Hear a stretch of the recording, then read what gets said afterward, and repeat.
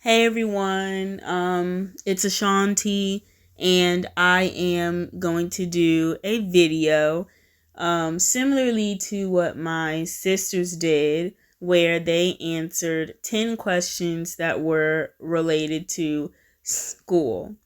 And for those of you who do not know, um, which may be everyone, I am I'll just say this. I am going to be going to Liberty University and going to Liberty University, attending it during the fall of this year. So in August, I will be transferring from Germanna Community College and going to Liberty. So what's great is that this semester technically, which hasn't ended yet, the spring semester of the 2024-2025 school year, I did not know that I didn't have to take any classes, and I finished my associates in education early, which is a good thing. So I wanted to personally answer questions about school, the same exact ones that my sisters answered, but I'm going to be answering them with me reading them instead of one of them like interviewing, you can say. So, question one would be, do you prefer in person learning or remote learning, and why? So, basically, based on my personal experience, I think I'd say that I prefer remote learning or learning at home. Currently, I do online schooling. It wasn't that way for college during the start. I attended a university, and the first year at the university, from my experience, was not what I thought it would be. And also, based on other experiences going through pre-K through 12, even though I do find it good to be around other people, especially other like-minded people, may I have you, which I've changed. There are things about me that have changed over the years too, that I would say, if I had change these things sooner, that I would not have been doing, most likely in high school as well as some stuff maybe middle school too. But I'd say, yeah, I think it's good to talk to people. I think it's good to have community, good to see friends, good to see like just other things, participate. But overall, I like doing online schooling, which I call remote, because I don't have to wake up early most times and have to go to a building and stay in the building until the time is up. I can just wake up whenever I want, choose when to do the homework in studying, as long as I complete it in a timely manner. So I'll say that. Number two, which part of the school day is your favorite? Why do you like it so much? So, like I said, I do online school, but I also work at an elementary school. So, what's so funny is when I was in school, um, ever since elementary school, elementary through, you could say 12, my favorite time of day was going into the PE room, and in the PE room being able to play the games, because I loved going into the PE room and trying new things like archery, and I like to walk, and I like to play the inside games, and that was my favorite part of the school day. And even now, I'll say it's related to my favorite subject. It says, what is your favorite subject? Many people won't consider this a subject, but I mean, I say physical education, aka PE, is a subject because you still do have to learn things in PE just about your physical self. And then when you get to high school, those of you who aren't in high school yet and who haven't experienced any of this, you can eventually choose, like, what is it called? Like other gym activities like weightlifting. I know for sure males do weightlifting. I don't know about now, but you have other PE related activities, wrestling, you have lacrosse, and you have other sports where you learn about some of those sports, if not all, in PE.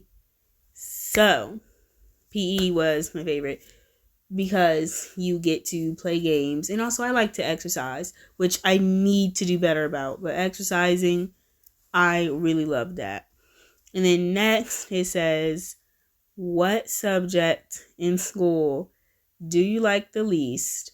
What is it about that subject that you don't like? So, okay, see, that was hard. I feel like the subject that I would have to say that I like the least would have to be, would it be in college or would it be in college or would it be high school? I just know for a fact I don't like chemistry a lot. Chemistry was a no. Like, I did not do great in chemistry most of the time. Chemistry is just a very stressful class for me. And then in college, which I would have to do chemistry too in college if I wanted to go the biology route, but like statistics and some of those math classes are hard. And believe me, I love math. That's what I'm going to Liberty for, to get my bachelor's in elementary education dash middle math, which is 6th through 8th math for middle school, American middle school, here where I live. So certain math, because I genuinely do like counting and adding, subtracting, multiplying, dividing, I just would say arithmetic, which is just the basics, algebra, sure, maybe up to middle school, like up to algebra, maybe with the math. Anything such as like high school geometry or statistics or trigonometry and stuff, it's a no for me. And then let me see. If I were, or it says if you were in charge of the school schedule, what would you change? So this question is hard because I'm not actually in a K through 12 academic, like I'm not a student in a K through 12 academic school, but I'm in college and I work in elementary school. I would say that I can answer this. If you were in charge of the school schedule, what would you change? To be honest, as a worker, I'd say I'd love a nap time in there. I'd love a nap time. Like, it makes sense. It would make sense that we don't take a nap, even though we would like to, because we have to monitor. But, like, if there could be nap time for the students, especially because a lot of them will be very tired, may not have gotten a lot of sleep. They can get cranky or they can be too hyper. And then at times, it'll be great to just relax. So, as a worker, I definitely say a nap time should be a part of K through basically all of them, like, to be honest, because the older you get, even when I was in high school and stuff, at times I wanted to sleep. In middle school, I wanted to sleep. I would have loved a nap. And what's funny is I barely nap at home. But like earlier, I was taking a little nap, but it didn't really last that long and it didn't feel like a proper nap anyway. So that's something I know I would change. So let's see. What's the most interesting thing you learned in school today or this week and why? So as a worker, I learn a lot since I'm a paraprofessional, from special education teachers and general education teachers, different things about the ways you teach. And there are many things that I've learned, but one thing that I know that I learned um, is, and it may not be from last week, and it may not be from today, but definitely like when it comes to math, since that's my main interest, just the different math strategies, like taking like, you know what, this could have been something I learned last week.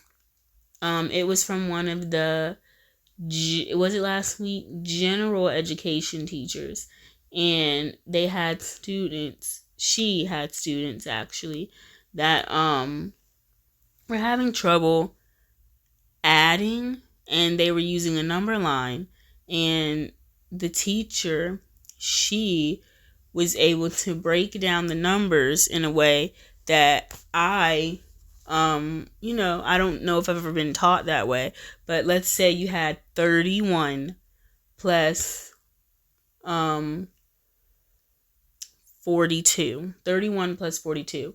What she did first was, okay, take 30 and take 40. What does 30 plus 40 equal? This is an example. The numbers, I'm giving an example. So 30 plus 40 is 70. Okay, and then she did, now what is 70 plus 1? 71. And then what is 71 plus 2? 73. And I was like, wow, like I've never known that.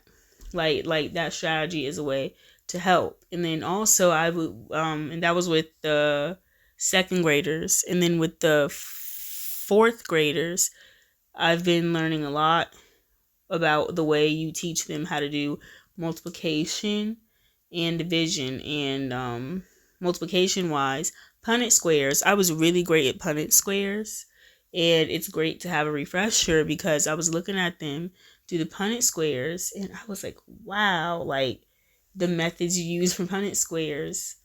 And it is wise to make sure that, like, one student did it to where they had the two numbers at the top and two numbers on the side, and you have top and bottom, like 4 total squares. So the two top squares, after you finish, you add them together, and then the two bottom squares, you add them together. Then you take the sum of the top squares, and well, you take, and the sum of the bottom squares, and you add them together to get a total sum, so it'll make it easier for you to break it down. And then also with fractions, when you are simplifying fractions, it is great to start with the lowest fraction, and then you will find what is called the fraction. You will make a fraction equivalency line, or you will figure out what numbers go into each number using common factors. And sometimes you will need to find the greatest common factor. Sometimes you will need to find the least common factor. So those things were interesting to me. And then it said, what is the best part about working on group projects at school? Why do you enjoy this? So still being in college, I did work on group projects online, and the best thing about working on group projects is that everyone can come together, you can get different ideas, and it'll make things easier too on you when you all can share your ideas, look at things from a different angle, and also come together to do the work faster. And not only that, you get to talk to people, and whether you know them or not, and have good conversations. What is the most difficult part of working with a group or team at school? How do you cope? Definitely the most difficult thing is when people just aren't focused. It's a lot of laughter or arguing or whatever, and you can't get things done. And how to cope, to be honest, I try my best to divert the situation. Or yeah, whether it's like completely being like, hey, we need to get back to work, or sometimes you just gotta leave. That happens, and you stay calm, because when you're not calm, that's a bad thing. So the older I get, the more I realize that. And excuse me, I'm having a little trouble breathing if you hear some like nose sounds. So it says, do you think the school day should be longer or shorter than it is, or is it just right, and why?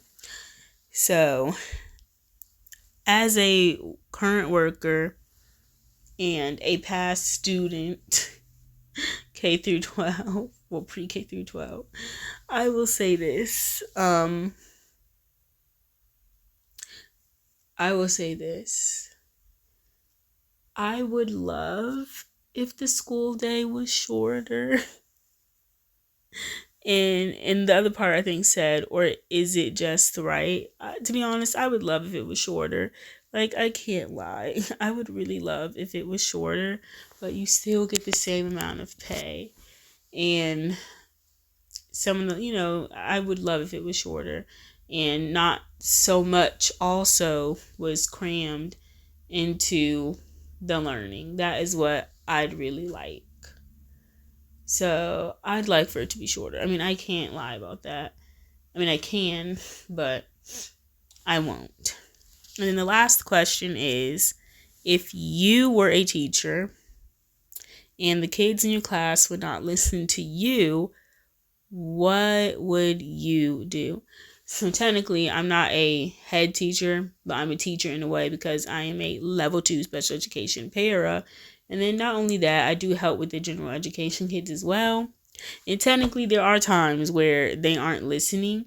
And I'll just say this: different situations and different behaviors, as I've learned, call for different ways of handling students that don't listen or aren't listening at that moment, and or a lot of times just don't. So well, maybe not keep it that way, but I definitely want to make a note of that, because this is not just, hey everybody, come on, stop it. For mostly everyone, like, as far as I know, it's not like that where it's just like okay everyone. No, there are different kids, different tolerances from the kids, or even kids, different tolerances.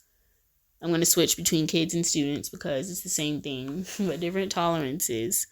And then also with the kids, it depends on too the placement of the kids, and also other factors with the kids' behavior. Since I am a special education, well, a level 2 special education para, and also help out with general education children by, going into the class of the kid in the level 2 special education class.